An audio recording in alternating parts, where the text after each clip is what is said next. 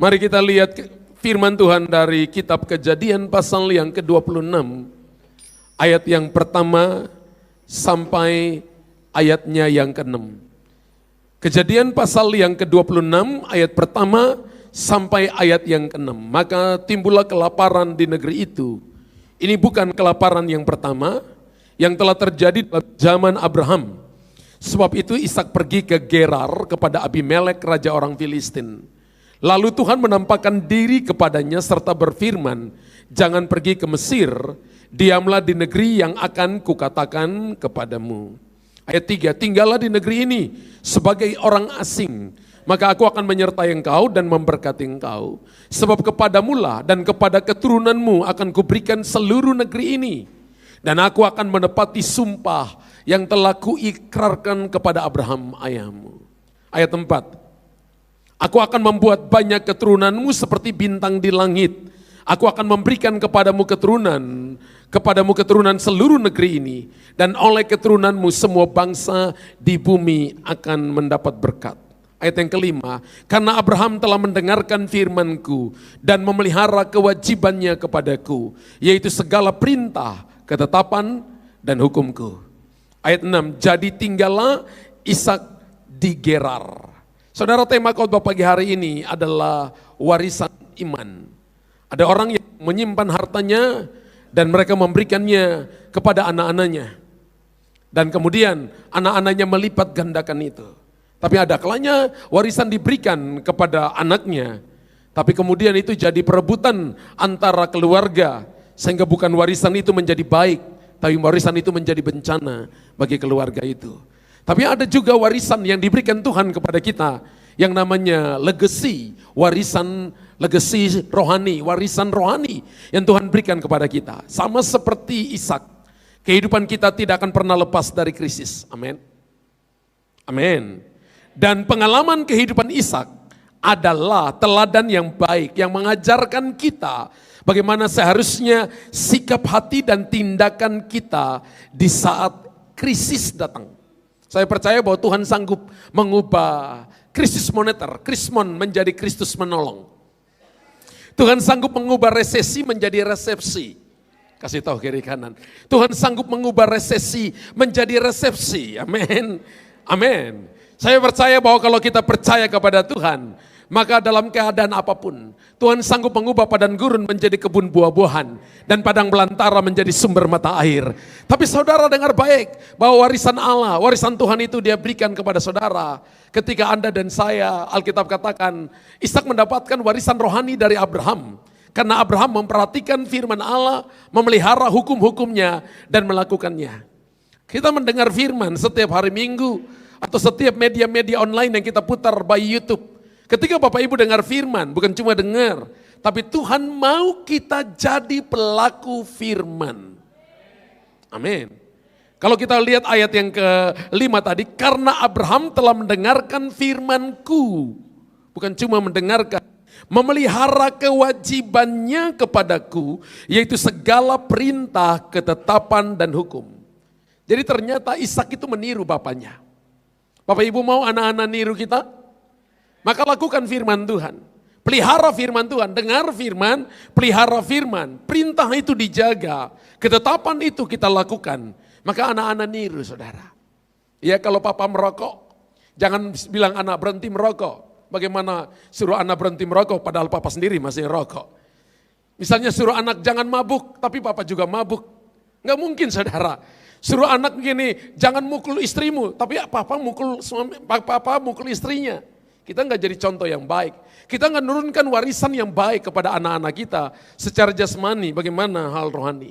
Saya percaya kalau mamanya suka berdoa, anak-anaknya niru. Amin. Hari ini 40 hari yang lalu, mama dipanggil pulang oleh Tuhan. Dan ini menjadi sebuah contoh yang luar biasa, 26 tahun ikut bersama-sama dengan saya dari Ambon, kami pindah Jakarta, kami pindah Denpasar, kami pindah ke Makassar. Mama ikut sampai meninggal bersama-sama di rumah kami. Dan saya lihat bahwa setiap hari berdoa minimal itu 1 hari 10 kali saudara. Ada di sini yang berdoa 1 hari 10 kali? Ya. Ada? Wow. Dan warisan rohani turun kepada anak-anaknya. Ya. turun kepada anak-anaknya, lihat turun kepada cucunya. Ya. Saya lihat anak perempuan saya Cherry itu, waduh ada kalanya nggak suruh puasa tapi hampir puasa setiap hari. Aice makan, aku lagi puasa papa, puasa. Waduh ini bukan waktu puasa, dia masih puasa, saya nggak puasa. Warisan rohani itu turun kepada anak-anak kita. Kalau misalnya mamamu, papamu suka baca Alkitab, anak-anakmu akan baca Alkitab. Mereka akan lihat contoh lebih dari apa yang kita katakan. Perbuatan kita bicara lebih kuat daripada perkataan kita. Ketika Anda lihat orang tuamu malas ibadah, anak-anak malas ibadah. Tapi ketika orang lihat orang tuamu rajin ibadah, anak-anak akan ikut rajin ibadah. Ada sebuah warisan rohani yang kita delegasikan kepada anak-anak kita, kepada keturunan kita. Maka hal yang pertama yang kita belajar dari Ishak adalah percaya dan taat pada pimpinan Tuhan. Ini hal yang pertama yang harus saudara dan saya miliki, yaitu percaya dan taat pada pimpinan Tuhan. Ishak menerima perintah dari Tuhan dan mengambil keputusan yang benar, yakni taat mengikuti perintah Tuhan. Allahnya untuk tidak pergi ke Mesir. Mesir waktu itu adalah kota metropolitan, saudara. Ya. Tapi Tuhan berkata tinggallah di Gerar, tinggallah di negeri orang Filistin. Mendengarkan perintah Tuhan, lalu melakukannya, maka saudara dan saya tidak akan kere bahasa sekarang. Tidak akan kekurangan. Dia tinggal di Gerar atau di Filistin sebagai orang asing. Dan itu negeri yang ditunjukkan Tuhan kepada Ishak. Satu yang perlu kita ingat adalah bahwa sesungguhnya Tuhan selalu ada di setiap musim kehidupan. Katakan amin. Hari ini Tuhan ada, Anda punya problem, Anda punya pergumulan. Tapi Tuhan ada di setiap pergumulan saudara. Tuhan ada di setiap hari, setiap menit, setiap waktu yang kita jalani. Dia ada di setiap musim kehidupan kita. Hari ini musim kering, Tuhan ada di sana. Hari ini musim semuanya berbuah, Tuhan ada di sana. Hari ini musim benih belum tumbuh, Tuhan ada di sana. Dan Tuhan mau Anda mempercayai perintahnya, mempercayai perkataannya. Ishak mengalami krisis, tapi krisis tidak masuk ke dalam Ishak. Krisis hanya terjadi di luar, yang di dalamnya dia punya Tuhan yang hidup. Keadaan boleh berubah, situasi boleh berubah, tapi jangan membawa situasi keadaan di dalam saudara. Jangan taruh dalam pikiran saudara. Situasi orang boleh berkata, keadaan tidak baik, biar terjadi di luar. Tapi di dalammu baik-baik saja. Karena Yesus ada dalam saudara, itu adalah pengharapan akan kemuliaan. Dan saya percaya bahwa Tuhan Allah kita siap menunjukkan kemana kita harus melangkah. Namun yang terpenting adalah ketaatan kita melakukan perintahnya. Kegagalan orang Kristen bukan karena tidak rajin ke gereja. Kegagalan orang Kristen adalah karena tidak taat melakukan perintahnya. Hari ini kalau saudara sakit, percayakah Anda bahwa Tuhan sudah menyembuhkan saudara? Hari ini kalau kita ada dalam pergumulan keuangan, pergumulan dalam bisnis, pergumulan dalam keluarga, percayakah kita bahwa Tuhan yang ada di setiap musim kehidupan sanggup untuk merestorasi, memulihkan keadaan saudara? Kalau saudara percaya, maka Anda ada di dalam rule kemenangan, berjalan dalam jalan kemenangan Tuhan. Dan Alkitab berkata bahwa kita bukan cuma pemenang, Alkitab berkata bahwa kita lebih daripada pemenang. Jadi yang berperang adalah Tuhan, kemudian ketika Tuhan menang, medali kemenangannya digantungkan di leher saudara. Jadi coba lihat kiri kanan, katakan, kamu bukan cuma pemenang, kamu lebih daripada pemenang. Dan Tuhan sendiri yang akan menunjukkan jalan yang harus dipilih oleh orang-orang yang takut akan Dia. Wow, kalau kita lihat Mazmur 25 ayat yang ke-12, Alkitab berkata begini, siapakah orang yang takut akan Tuhan? Kepadanya Tuhan menunjukkan jalan yang harus dipilihnya. Takut akan Tuhan adalah fear of God. Takut akan Tuhan adalah menghormati, mengagumi, menghargai Tuhan. Bukan takut kepada Tuhan, tapi takut akan Tuhan. Anda ada dalam hadirat Allah, dengar firman, Anda konsentrasi bahwa Tuhan sedang bicara melalui mulut hamba-hamba Tuhan. Ketika ada orang sharing firman Tuhan, Tuhan sedang pakai temanku untuk bicara kepadaku. Ketika suami bicara firman Tuhan, istri ngomong firman Tuhan, dengarkan. Orang yang takut akan Tuhan itu menghormati, menghargai, mengagumi Tuhan. Alkitab berkata bahwa Yesaya Dalam Yesaya pasal yang ke-6, ketika Tuhan menunjukkan kemuliaannya kepada Yesaya, karena ujung jumbanya memenuhi bait suci, maka hal yang pertama yang disadari oleh Yesaya, seorang nabi yang dipakai Tuhan dengan luar biasa, adalah dia menyadari bahwa bibirnya najis. Ketika Tuhan menyatakan kemuliaannya kepada kita, maka kita mulai tahu bahwa kita berdosa. Kita mulai tahu bahwa ada kekurangan pada kita.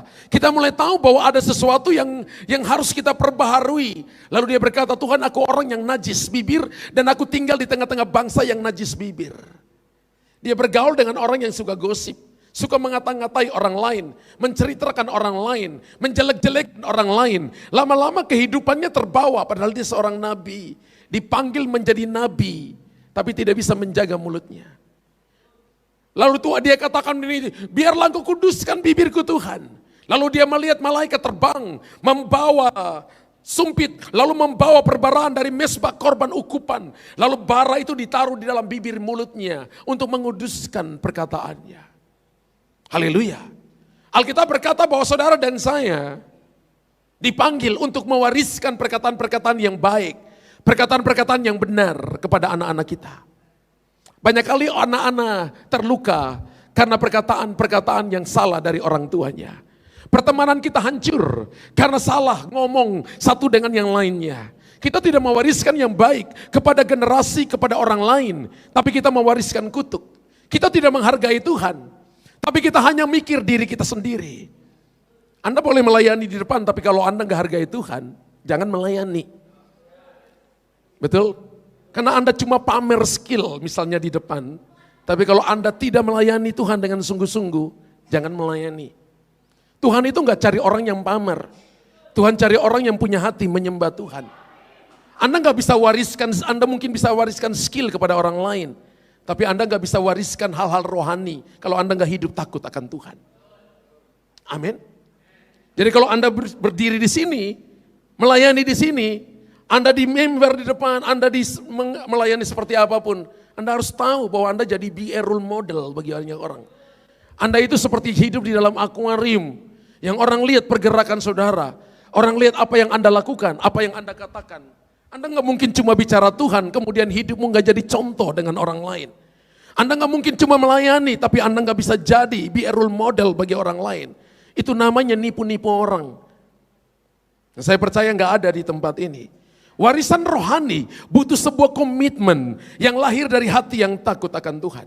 Karena Alkitab berkata begini, siapakah orang yang takut akan Tuhan? Kepadanya Tuhan menunjukkan jalan yang harus dipilihnya. Jadi ternyata orang yang takut akan Tuhan selalu diberikan jalan untuk dia memilih. Dan jalan yang Tuhan pilih, berikan kepada kita adalah jalan-jalan yang terbaik, bukan jalan-jalan yang baik. Musuh daripada kita ketika kita ikut Tuhan bukan baik atau jelek. Musuh ketika Anda ikuti Tuhan adalah baik atau terbaik. Jadi kalau saudara ikut Tuhan sungguh-sungguh, maka musuhnya bukan baik atau jelek, tapi baik atau terbaik. Tuhan mau kasih kepada kita bukan cuma baik, tapi terbaik. Jadi kalau hari ini ada yang putusin Anda, yang pacaran Anda diputusin pacarnya, kasih tahu kepada dia, kamu mungkin baik tapi kamu bukan yang terbaik. Haleluya, amin. Kita tidak melangkah sesungguhnya, sesungguhnya tangan Tuhan sendirilah yang menuntun kita. Kalau kita memberikan hidup kita ke dalam tangan Tuhan, Tuhan itu tahu menjaga apa yang Anda serahkan ke dalam tangannya.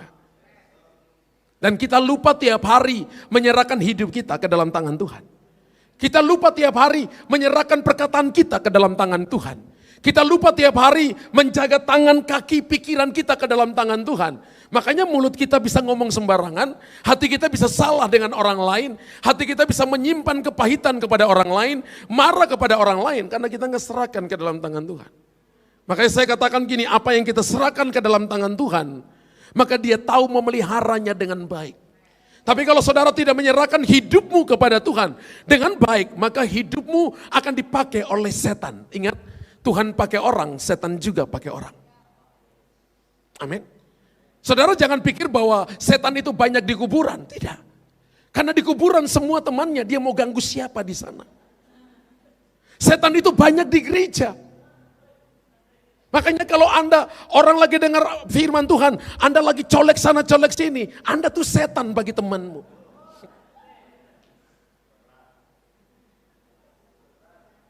Ya. Karena warisan tidak diberikan kepada hamba. Warisan diberikan kepada my son and my daughter. Dan saya lihat wajah Anda semua, Anda adalah my son and my daughter. Anda bukan hamba, Anda adalah putra dan putri daripada Tuhan yang hebat dan ajaib. Amin. Ada kalanya makanan keras itu bagi orang yang dewasa. Tuhan yang akan terlebih dahulu menunjukkan dirinya kepada kita. Melalui perkataannya kita akan mengerti apa yang harus kita lakukan. Pilihan Tuhan adalah yang terbaik bagi saya. Pilihan Tuhan adalah yang terbaik bagi Anda. Kalau Anda dapat istrimu sekarang, itu adalah pilihan Tuhan yang terbaik bagi Anda. Kalau Anda dapat suamimu sekarang, itu adalah pilihan yang terbaik bagi Anda, para istri. Ada yang datang kepada saya, Pak, saya dengar ini suara Tuhan bagi orang ini, tapi kalau waktu nikah cerewetnya minta ampun. Waktu nikah malasnya minta ampun, Pak. Saya katakan gini, kalau kamu bilang itu dari Tuhan, tapi kamu cara memperlakukannya salah, padahal itu yang terbaik yang Tuhan berikan kepada kamu, maka dia akan jadi suami atau istri yang salah. Cara kamu memperlakukan istrimu, cara kamu memperlakukan suamimu, sekalipun mungkin kamu salah pilih awalnya, tapi cara kamu memperlakukannya benar kalau sudah nikah, maka dia jadi suami benar, istri yang benar. Kan kita diberikan yang namanya free will, kehendak bebas untuk memilih. Makanya saya katakan kepada anak-anak muda, Anda kalau pilih pasangan jangan cuma pilih yang KTP-nya Kristen. Yang KTP-nya Kristen hari ini, wow. Kelakuannya neraka juga takut, saudara. Nggak ada di sini. Makanya pilih yang bukan cuma KTP-nya Kristen. Pilih yang di atas. Yang cuma bilang dia percaya. Pilih yang katakan bahwa dia adalah anak yang takut akan Tuhan. Yang punya fear of God. Itu tingkatan yang paling tinggi. Kalau suamimu takut akan Tuhan, istrimu takut akan Tuhan, Anda aman. Aminnya cuma 5 orang.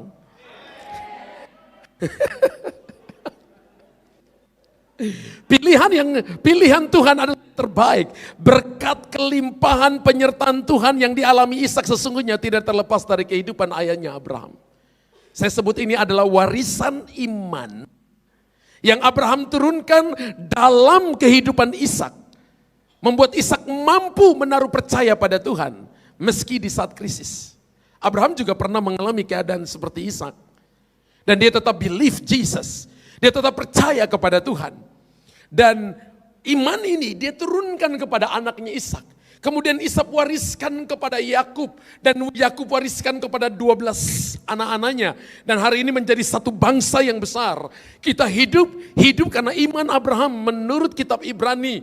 Kita hidup karena iman Abraham. Jadi warisan legacy iman ini diturunkan dari bapa segala orang beriman namanya Abraham. Kemudian turunkan kepada anak-anak rohaninya hari ini, kita anak-anak rohaninya untuk memiliki yang namanya iman Abraham. Amin. Dan Tuhan menuntun iman Ishak dan membuat dia berhasil. Saudara dan saya bahwa iman itu selalu melakukan apa yang tadinya tidak mungkin jadi mungkin. Yang tadinya tidak bisa jadi bisa. Iman yang besar itu memindahkan gunung. Tapi iman yang benar itu sekalipun gunung tidak pindah, dia tetap percaya Tuhan. Iman benar itu sekalipun sakit belum disembuhkan, pintu belum dibukakan, belum dapat pasangan hidup, tetap percaya Yesus adalah Tuhan dan Juru Selamat. Tetap percaya bahwa dia memerintah alam semesta, dia penguasa alam semesta. Ada orang yang punya iman besar tapi belum tentu punya iman yang benar. Dan Tuhan cari bukan cuma iman yang besar, tapi Tuhan cari juga iman yang benar. Kasih tahu kiri kanan, saya miliki iman besar, tapi saya juga miliki iman yang benar. Amin. Hal yang kedua, Bapak Ibu, hal yang kedua adalah melangkah dan tetap menabur. Warisan iman itu adalah tetap menabur. Melangkah dan tetap menabur. Kita lihat firman Tuhan Kejadian 26 ayat 12. Maka menaburlah Ishak di tanah itu. Dan dalam tahun itu juga ia mendapat hasil 100 kali lipat. sebab ia diberkati Tuhan. Arti nama Ishak artinya tertawa. Alkitab katakan gini, maka menaburlah Ishak di tanah itu, dan dalam tahun itu juga ia mendapat hasil 100 kali lipat sebab ia diberkati Tuhan. Berapa banyak yang mau diberkati 100%? Angkat tangan. Berapa banyak yang mau diberkati 100%? Angkat tangan. Saya nggak mau diberkati 100%. Dan saya cari dalam Kejadian sampai Wahyu, enggak ada Tuhan mau berkati umatnya 100%, enggak ada ayatnya. Tolong tunjukkan saya ayatnya. Tolong tunjukkan saya ayatnya bahwa Tuhan akan berkati kita 100%, enggak ada. Tuhan berkati kita 100 kali lipat ganda. 100 kali lipat itu berapa persen? 10.000%. 10.000% berarti 100% itu berapa persen dari 10.000%? Ayo, yang pintar matematika. Ada yang mau?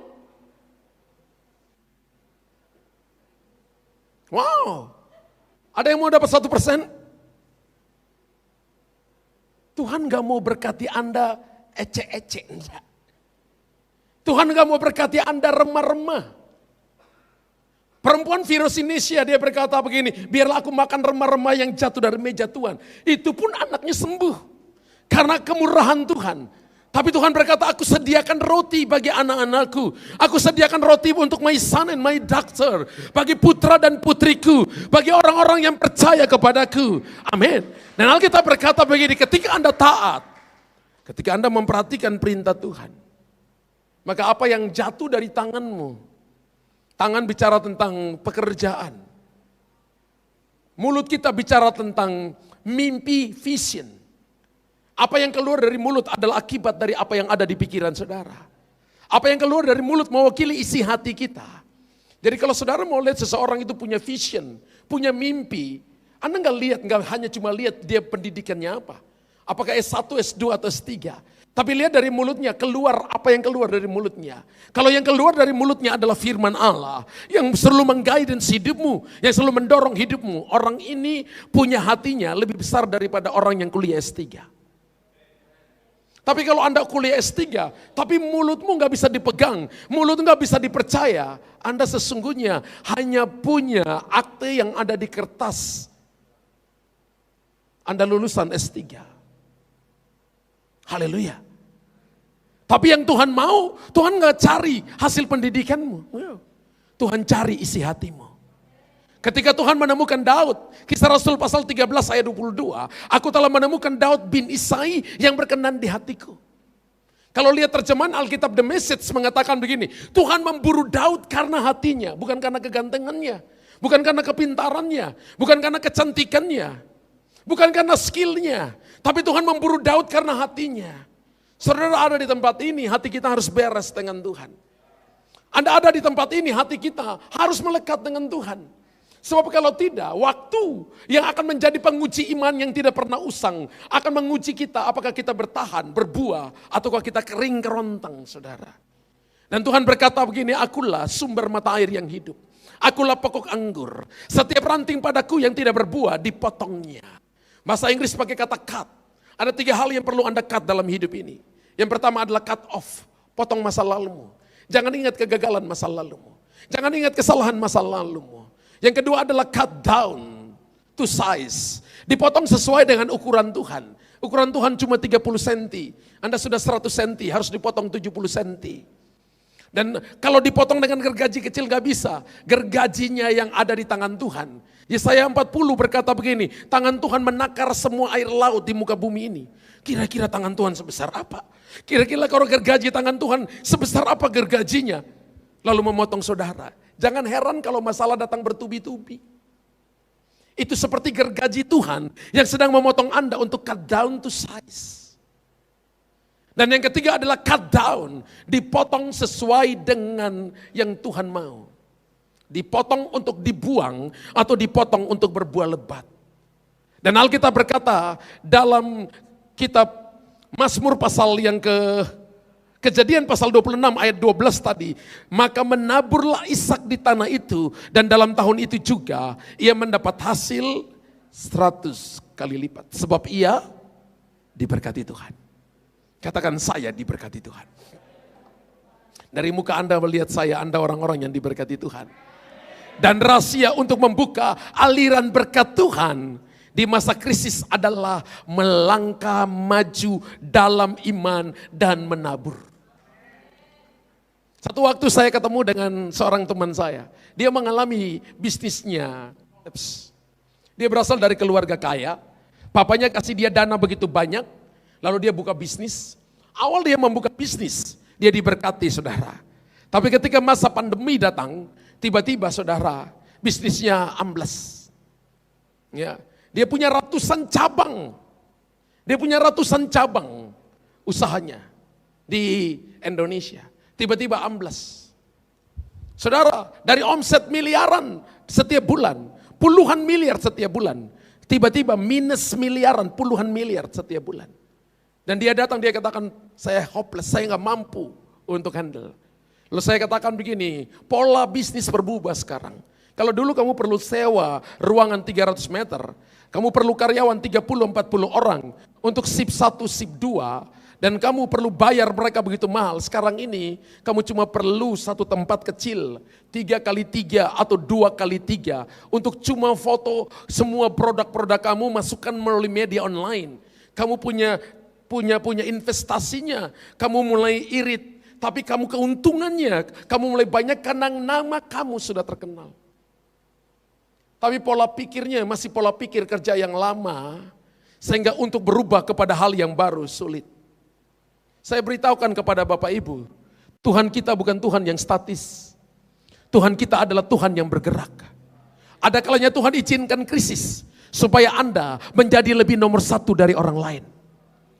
Saya ulangi untuk Bapak Ibu. Ada kalanya Tuhan izinkan krisis supaya Anda menjadi nomor satu.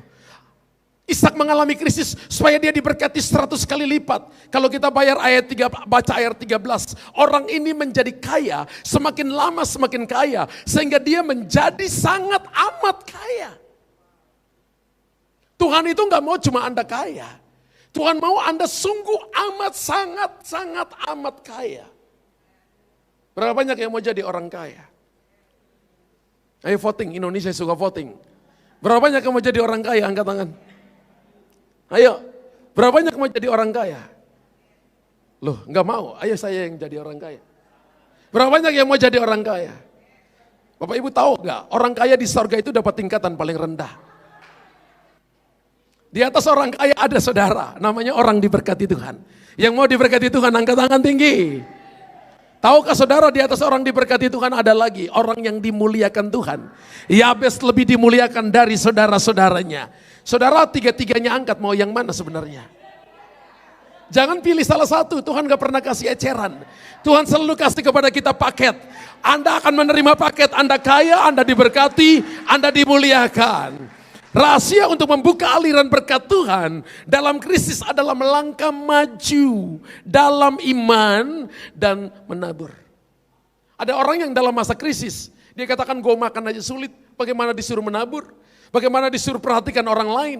Bagaimana disuruh mengembalikan perpuluhan? Bagaimana dikasih misi, persembahan diakonia? Bagaimana tolong orang-orang sakit, tolong orang-orang miskin? Aku aja susah, saya sulit.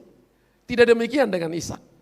Justru di dalam keadaan krisis, dia melangkah maju dalam iman dan terus menabur.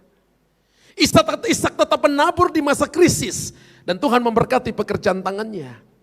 Sehingga taburannya menghasilkan tuayan yang berlimpah hingga ratusan kali lipat. 10.000%. Wow. Kalau Anda makan satu buah jeruk, maka di dalamnya katakanlah ada 10 biji. Anda kan gak makan bijinya. Anda tanam 10 biji jeruk. 1 tahun kemudian Anda punya pohon jeruk. Ada 10 pohon. Satu pohon berbuah 10 buah. Berarti ada 100 buah. Kali 10. Lalu Anda tanam semuanya. Wow. 10 tahun lagi Anda raja jeruk. Benar? Tapi kita ini kan hidup di alam yang subur. Pergi ke belakang rumah sudah ada cabai, sudah ada cili, sudah ada tomat. Pergi ke belakang rumah mancing ikannya naik. Pergi ke belakang rumah ada musim kita nggak nyimpan, kita makan pada waktu musim. Kita nggak kelola dengan baik sehingga habis musim kita juga kere.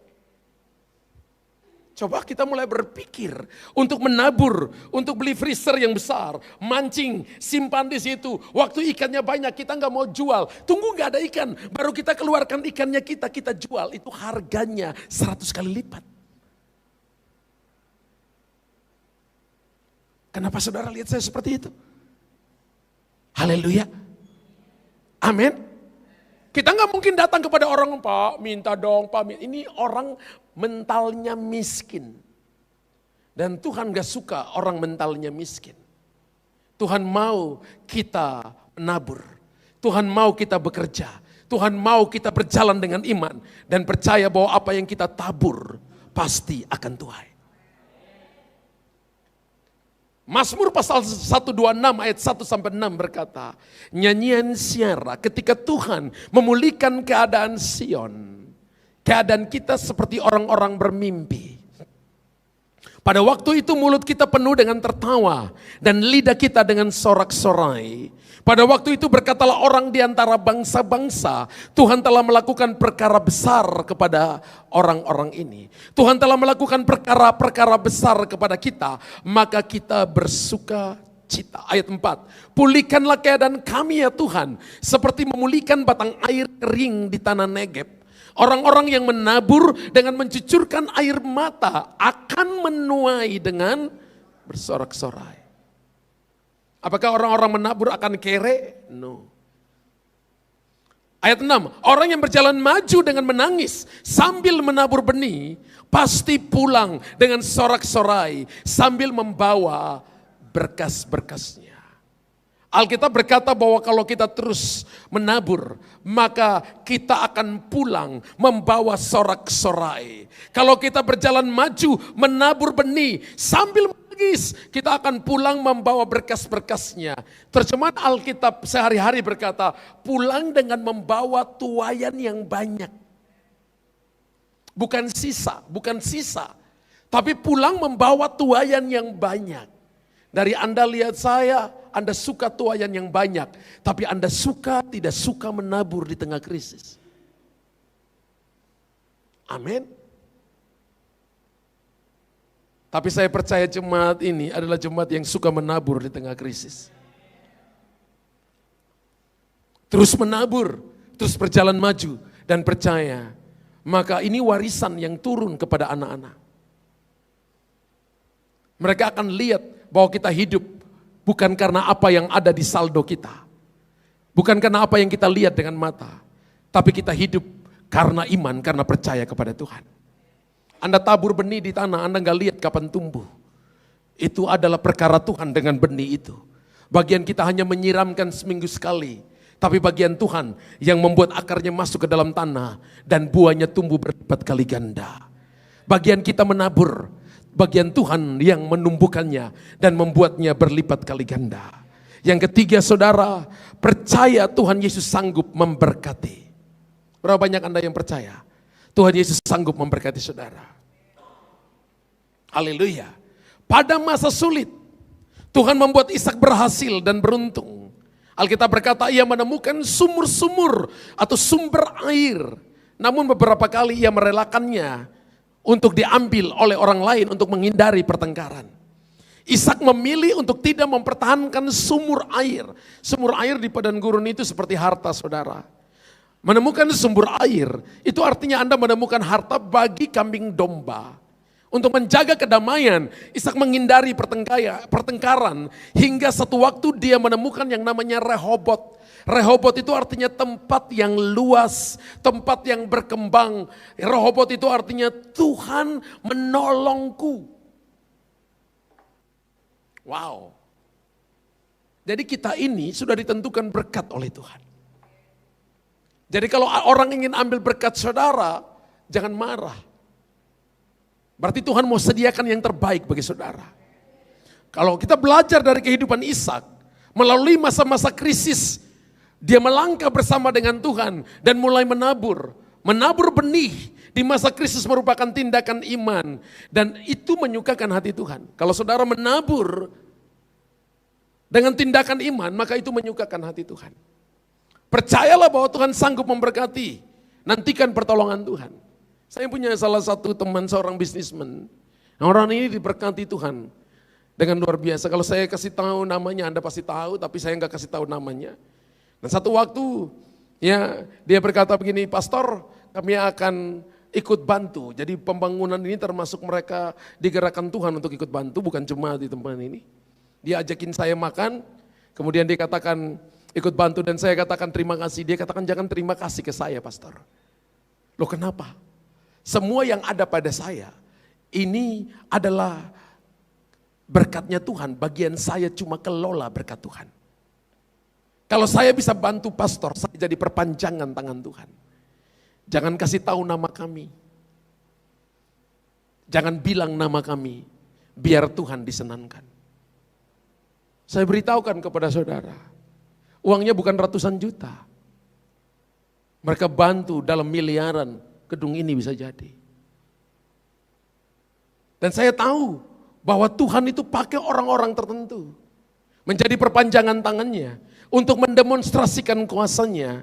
Supaya kita bisa belajar menantikan pertolongan dan pembelaan dari Tuhan. Tinggalkan pertengkaran saudara. Terus melangkah hingga sampai pada tempat yang disediakan Tuhan untuk kita diami. Kita ini punya ladang pengembalaan. Anda ketika datang di tempat ini, Anda dapat makanan rohani, Anda berkata, ini tempat saya, tempat di mana saya diberi makan. Dengan saya makan dengan puas, saya dapat makanan rohani, kemudian saya tumbuh. Haleluya. Beberapa berkata, oh mungkin saya di tempat lain-lain, no problem. Masing-masing kita telah ditentukan ladang pengembalaan, ladang di mana kita akan makan, disediakan makanan oleh gembala, kemudian kita makan dengan kenyang. Saudara harus miliki warisan rohani ini. Dan tetaplah believe Jesus. Kalau saudara tidak miliki warisan rohani, Anda hidup di dalam kekurangan dan kemiskinan. Orang yang hidup dalam kekurangan rohani, mereka selalu mencari jati dirinya. Mereka selalu mencari pengakuan. Kalau tidak dipuji marah, kalau tidak diperhatikan ngambek, kalau tidak dikasih shalom, tidak datang ke gereja 3 bulan. Jadi gembalanya harus telepon terus, kenapa enggak datang? Karena enggak dikasih shalom sama Pak Gembala. Pak Gembala tidak ulurkan tangan kepada saya. Orang ini krisis rohani. Saudara dan saya mungkin punya pendidikan, boleh kaya, tapi Anda enggak punya warisan rohani yang Anda akan wariskan kepada anak-anakmu. Jadilah percaya dan taat pada pimpinan Tuhan. Amin. Yang kedua, melangkah dan tetap menabur. Dan yang ketiga adalah percaya Tuhan Yesus sanggup memberkati. Kasih tahu ke anak-anak kita, Papa didik kamu sederhana, kita enggak punya kekayaan yang banyak. Tapi Papa punya warisan, yaitu Bapa, Anak, Roh Kudus dalam nama Yesus. Berkati mereka setiap hari dan katakan bahwa mereka akan menjadi generasi yang diberkati Tuhan. Jangan kutuki mereka, berkati anak-anakmu, berkati teman-temanmu, berkati karyawanmu, berkati saudara-saudaramu. Dan engkau akan menjadi yang sulung, menjadi berkat rohani dalam keluargamu. Warisan rohani Anda bagikan kepada teman-temanmu dan nama Tuhan dipermuliakan. Tepuk tangan bagi Tuhan yang hebat dan ajaib. Haleluya. Bangkit berdiri, jemaat Tuhan.